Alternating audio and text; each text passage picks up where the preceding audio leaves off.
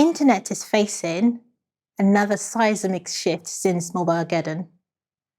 We're now in AI-geddon. I hope that's funny to everyone. It's funny to me.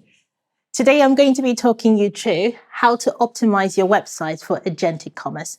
And this, in simple words, is optimizing your websites for shopping in the world of AI agents. I'm Miracle Imameti Archibong. So first things first, I'm going to be explaining some key concepts because I like to think about things in a logical way. And I believe that understanding the logic and how these systems relate to each other will help us come up with sensible plans to optimize our websites. Now, the first thing I'm going to be talking through is AI agents. So AI agents are essentially workers. They are agents that you send out autonomously and they perform actions step by step using an LLM database. They're called workers because they can get stuck and they need a lot of human input. The second concept is agentic AI. Now, agentic AI need less human input. They're more autonomous agents and they use reasoning from the LLM models and they use tool connectivity. And I think tool connectivity is something to remember because we will mention it throughout this presentation. They use tool connectivity to complete a task. So they're like a manager.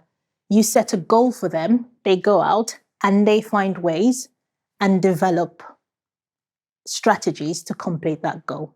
Now, hold on to that thought because this will come in when we talk about how LLMs hallucinate. Now, the next thing we need to understand is how these models and these databases and structures, how they process language. It's super exciting to put things into all of these LLMs and hear them like spit it back to me and spit out the perfect answer. We've heard about people having AI friends and AI therapists because of how magical it passes this language and makes it feel like it understands us. But in actual fact, these models don't understand language in the way we humans do. They have to do something called chunking, where when we give them a large piece of data, they take it, they break it down, and then they tokenize it, they vectorize it by turning it into numbers, and then they make the best prediction about what these numbers should be. And all of this is done in a small context window. And that means that chunking all of this data, processing it, understanding it needs to be done quickly, efficiently, and inexpensively. And that leads us to data. Data is at the heart of all of these systems and how they operate. And so in order for us to optimize our websites, we need to understand how we serve data efficiently, help the models understand data, and help them verify data. Remember when we talked about LLMs using predictive models to understand data and understand language? And this is why they hallucinate, especially agentic AI, because they are managers that want to complete a goal and they would do the best possible thing to complete that goal. And in trying to complete that goal, they will make up predictions if they don't have the right data. So how do I optimize my websites for agentic AI to make sure that it can process, understand, and serve my data well? The first thing to think about is no JavaScript. I don't think I need to dwell on this. We've been singing this song for so long. Sadly, we are still singing it because these systems don't execute JavaScript. The next thing is Markdowns. This is an analogy I like to use when I'm describing the difference between HTML and Markdown.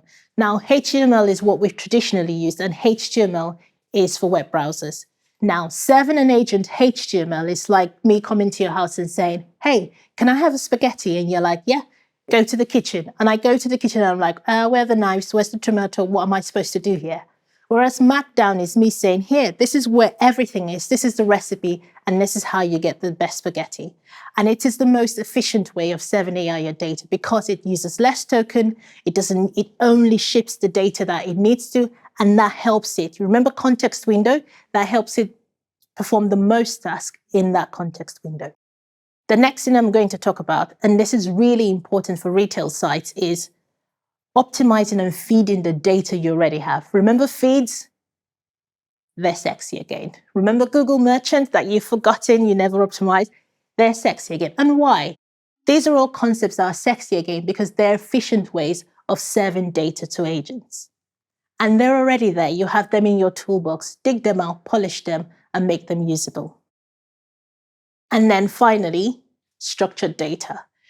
I mean, this is easy. We've talked about how these systems don't understand language, but they understand structured data. So why wouldn't you use it? Now, we've been able to serve them our data in an efficient way. What do we need to do next? Help them find that data. Now, I know that this is a hotly contested topic about what's important. And the key thing is, and that's why I started out explaining this key concept so that we can logically get to where we're going to. So the way I think about this is thinking about mobile first. Remember when mobile first came out, all the things we needed to do.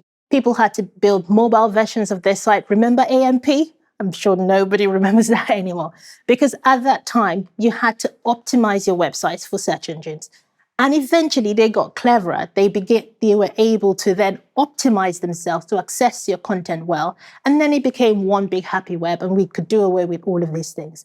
This is where we are with this technology because it's emerging technology. So there are emerging structures, there are emerging languages, and all of these things is to be at the forefront and make your site accessible to all of this new technology. So things you can do is agent-permissions.json, LLM text. These are essentially structures that tell the LLMs or the agents where to go on your site, how to pass your data, how to find data efficiently.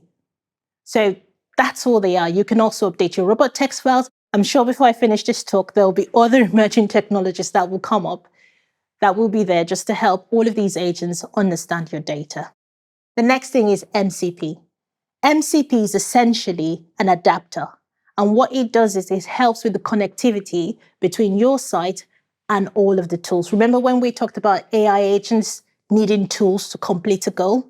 What MCP does is say, okay, say my site is in German and then I have different agents coming. I don't need to translate it into so many languages for all of these agents. It says, this is one universal protocol. Connect to this and I will interpret the data for you. And that's what MCP does.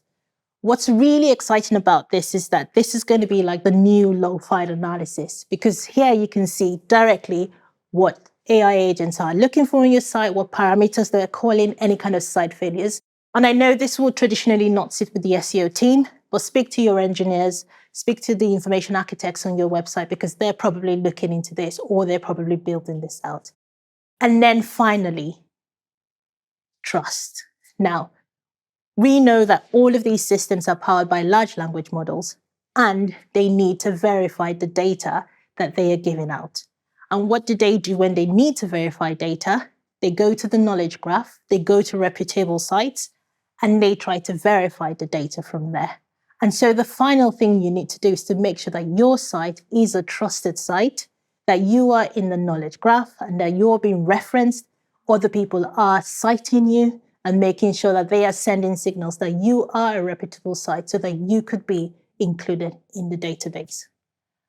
I hope this has been helpful, and thank you for listening.